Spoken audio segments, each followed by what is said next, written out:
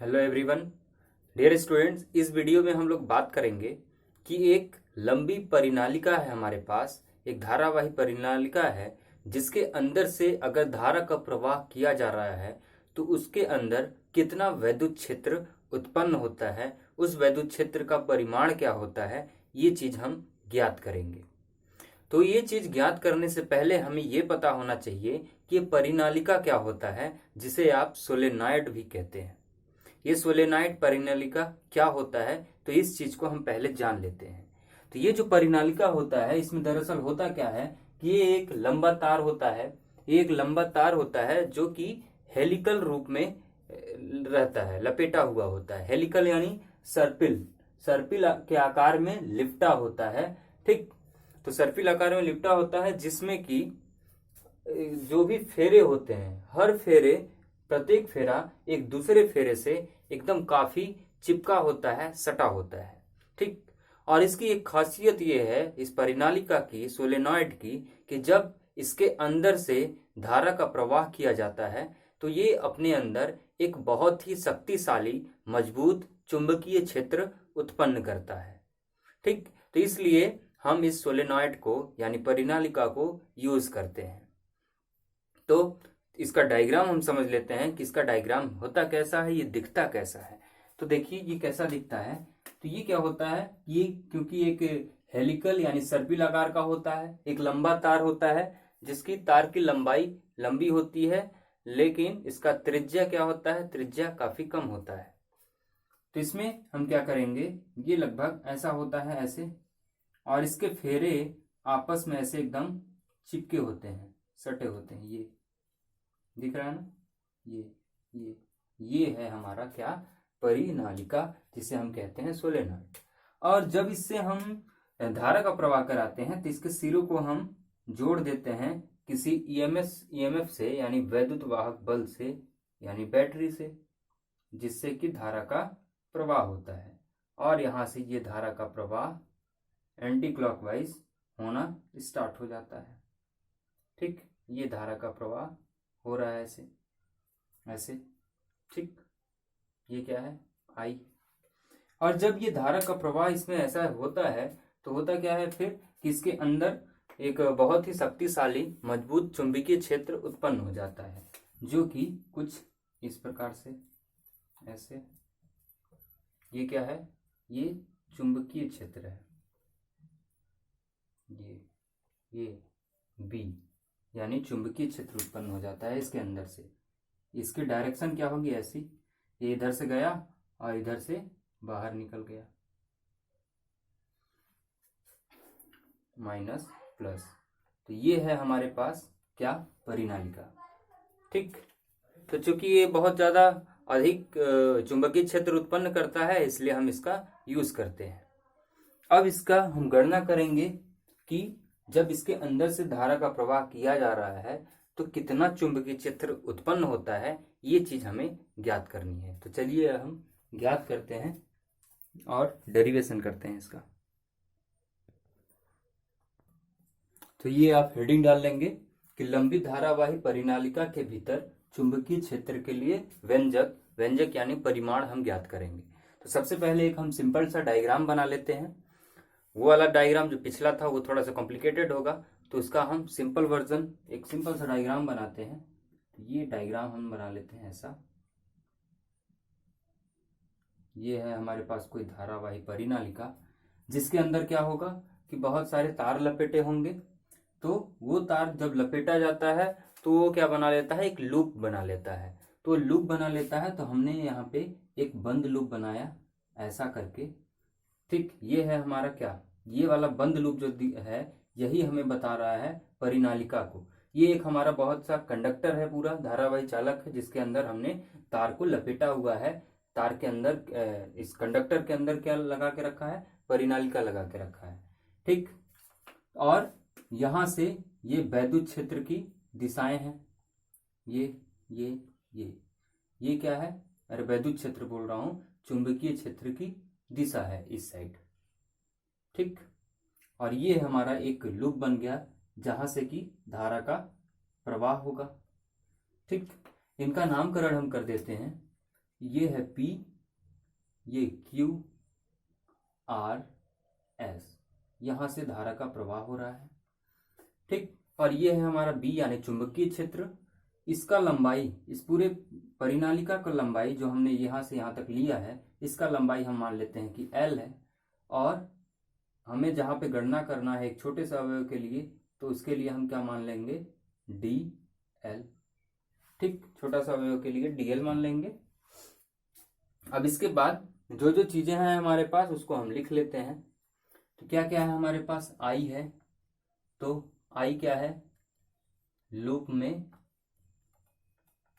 प्रवाहित धारा है।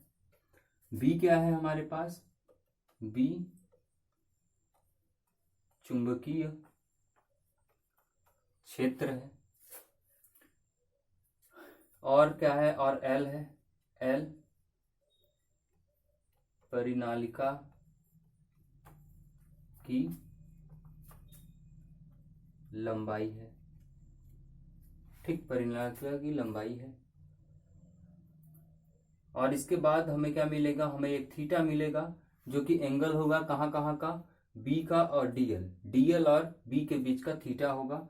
तो हम यहाँ बोलेंगे चुंबकीय क्षेत्र और DL, ये हमारा जो DL है जो कि इसी की दिशा में है, DL के बीच, इसके लिए तो दिख रहा है ना कि इसी की दिशा में है, ये वाला DL एक छोटे से अवयव के लिए, जब इधर बात करेंगे तो ये बन जाएगा DL के बीच का कोण, B और DL के बीच का कोण। तो इतनी चीजें हैं हमारे पास, अब हमें ज्ञात करना है। तो सबसे पहले हमने अभी पढ़ा था कि परिनालिका में फेरे होते हैं। ठीक, तार के ऐसे हेलिकल सर्पिल फेरे होते हैं। तो हमें वो भी पता होनी चाहिए कि प्रति एकांक लंबाई में फेरे कितने होते हैं। तब यहाँ पे हम लिखेंगे प्रति एकांक लंबाई में फेरों की संख्या। प्रति एकांक लंबाई में फेरों की संख्या होती है N। ठीक, N होती है।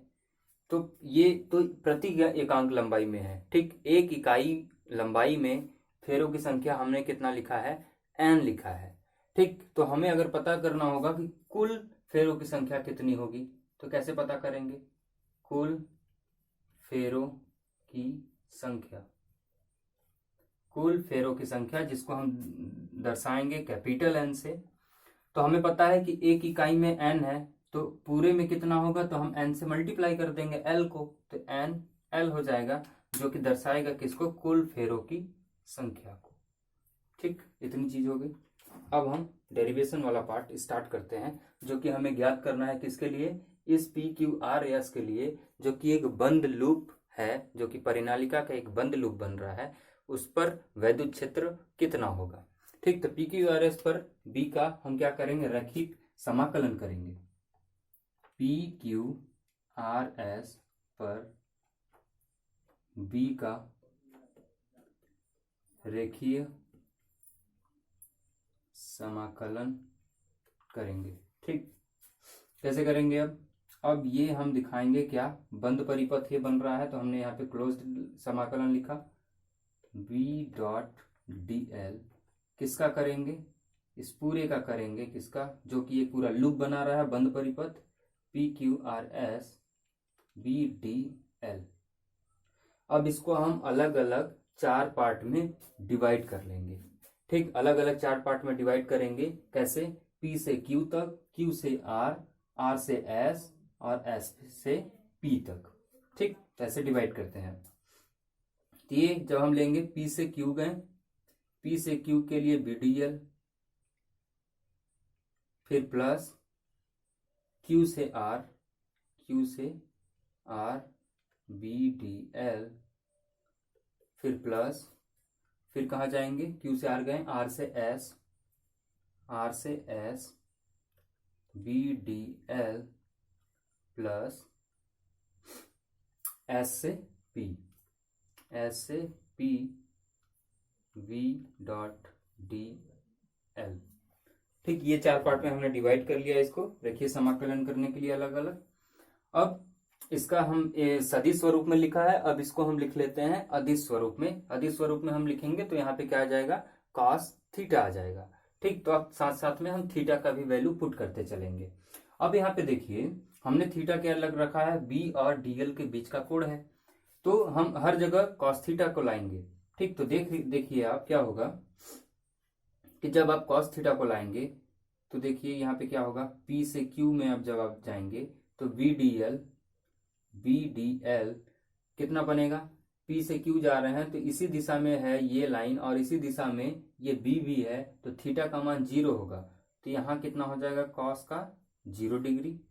ठीक, प्लस जब आप गए Q से R, जब आप गए Q से R तो बी डी एल, Q से R, यहाँ देखिए Q B का डायरेक्शन इधर है और DL का डायरेक्शन इधर हो गया, 90 डिग्री बन रहा है, तो ये कितना हो जाएगा, बी डी एल कॉस का 90 डिग्री प्लस ये क्या है, ये तो जैसा है वैसा ही रहेगा क्योंकि इसका कोई डिग्री बनेगा ही नहीं बनेगा। यहाँ देखिए एस आर, जब एस से आर गए हैं आप, आर से एस गए हैं, तो ये परिनालिका के एकदम बाहर है। परिनालिका हमारा टर्न फेरे अंदर होंगे लेकिन ये बिल्कुल बाहर है। ठीक, परिनालिका के बाहर वाला ये वाला है पथ, तो इसलिए यहाँ पे चुंबकीय क्षेत्र 0 होगा।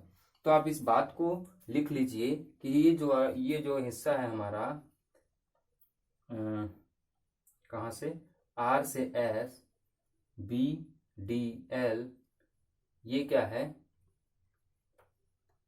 परिनालिका के बाहर है। ठीक, ये परिनालिका के बाहर है। अगर ये परिनालिका के बाहर है तो फिर क्या होगा, तो फिर ये वाला हिस्सा क्या हो जाएगा, 0 हो जाएगा, 0, क्योंकि ये बाहर है। आप रीजन दे देंगे नीचे वहीं पे बगल में। फिर एस से पी गए, एस से पी हम देख रहे हैं वापस कितना बन रहा है, 90 डिग्री बन रहा है, किससे, चुंबकीय क्षेत्र से, तो ये कितना हो जाएगा, एस से P B D L cos 90 degree. अब आपको ट्रिग्नोमेट्रिक रेशियो पता है कि कॉस 90 कितना होता है, 0 होता है, और कॉस 0 कितना होता है, 1 होता है। ठीक, तो ये कितना हो जाएगा, ये हो जाएगा P से Q, B कॉस 0 डिग्री 1 हो गया, तो ये हो जाएगा बी डी एल प्लस ये कितना हो जाएगा, 90 डिग्री होता है 0, तो ये हो जाएगा 0 प्लस 0, और कॉस 90 यहाँ भी है तो यहाँ भी इसका मान 0 हो जाएगा क्योंकि कॉस 90 0 होता है। तो ये सारी राशियां क्या हो जाएंगी, हो गई 0 0 0। ठीक, यहां तक बात समझ में आई। अब क्या मैं मिटा दूं ऊपर, आपको स्क्रीनशॉट लेना है तो ले लीजिए, मेरे पास जगह कम है तो मैं इसे मिटाऊंगा।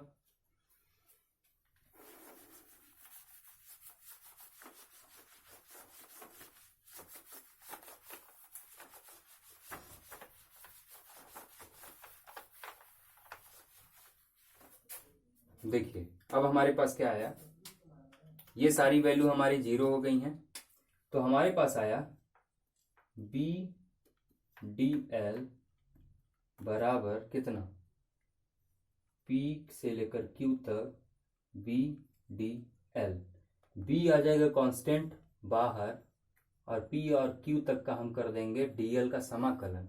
तो DL का आप समाकलन करेंगे कहां से लेकर, P से Q तक, P से Q तक उसकी लंबाई ही क्या है, DL का समाकलन, तो ये आ जाएगा B इंटू एल। तो हमारे पास आया समाकलन V डॉट डी एल बराबर बी एल, इसको मान लीजिए समीकरण 1।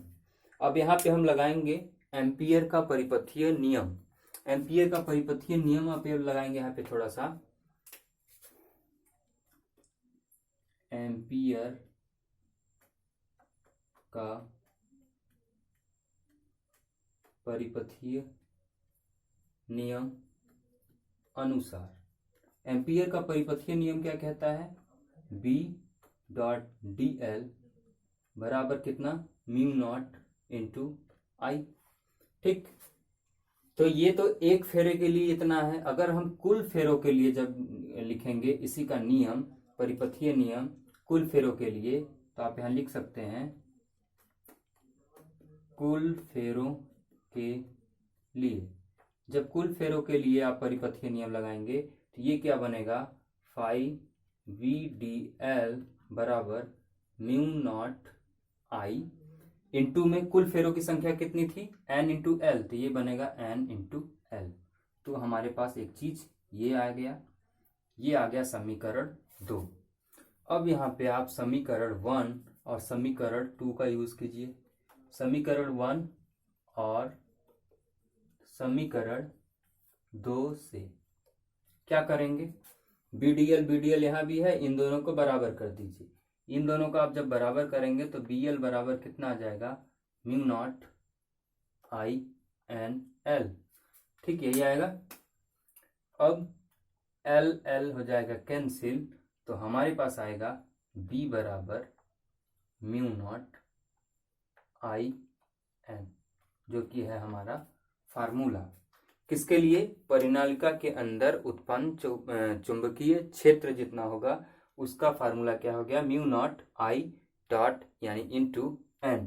तो आप देख सकते हैं कि परिनालिका के अंदर जो चुंबकीय क्षेत्र होता है, परिनालिका हमारी कितनी लंबी है ये उस पे निर्भर नहीं करता है, ये L पे निर्भर नहीं कर रहा है, वो निर्भर करता है उसके फेरों पे कि परिनालिका की फेरों की संख्या क्या है यानी N, ठीक, N पे ये डिपेंड करता है कि फेरों की संख्या क्या है परिनालिका की, उसकी लंबाई से इसको कोई लेना देना नहीं है। तो जितना फेरे होंगे उसमें परिनालिका में उतना ही ज्यादा स्ट्रांग शक्तिशाली चुंबकीय क्षेत्र उत्पन्न हो जाएगा उसके अंदर, ठीक। तो ये था छोटा सा डेरिवेशन, आप इसको कर लीजिएगा। So this much, thank you.